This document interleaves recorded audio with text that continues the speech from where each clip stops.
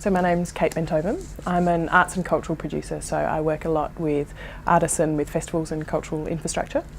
And I've done a lot of work in Indonesia. I lived there for a year, as well as PNG and China.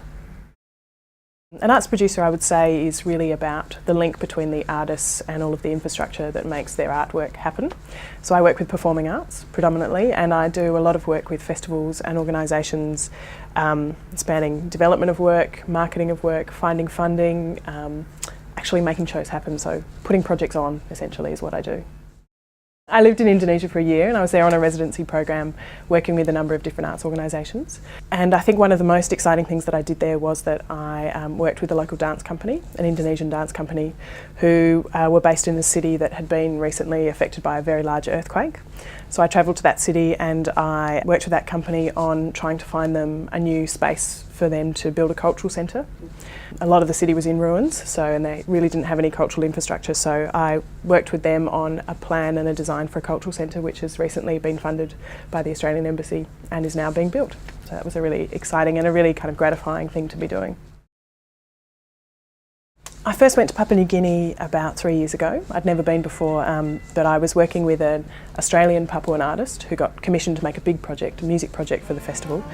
So we went to Port Moresby for the first time, and it was a really extraordinary experience because Port Moresby is like another world. It's a really beautiful place. It's a really complicated place though. And we worked with a group of people from a very small village, and we worked with them to create a choir. They sing a beautiful choral music, a church-based music. So we worked with that group to create a project fusing their music with jazz, some Australian jazz artists. We brought the group to Australia. They performed at some really big festivals. We were able to take the show back to Port Moresby, which was a really incredible thing to do. We created some beautiful film pieces looking at their life and the politics and history.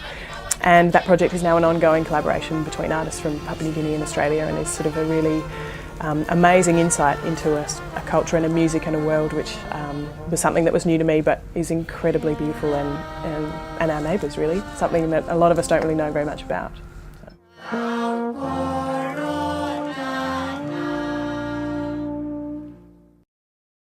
Within the arts, there's a lot of interest, more and more I think, in work from the Asian region, but it's something I think that some people find quite hard to find and hard to access. So I guess I'm really often intrigued about going to the places, the new places, going to the paths less travelled. It's something I've always liked in my life, and so I think my work, particularly in Indonesia and Papua New Guinea, has been really fascinating because there is so much to explore, I think, and there is so much for us to learn, particularly in the areas of contemporary culture.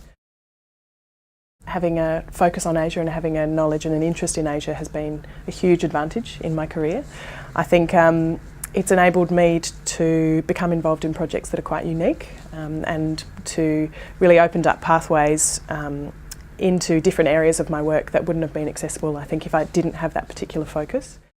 I'm also really interested in the way that culture and community development initiatives can become more joined. So looking more closely at cultural infrastructure and the way to seed more projects that enable a longer term view for Australian and Asian engagement is where I really want to head.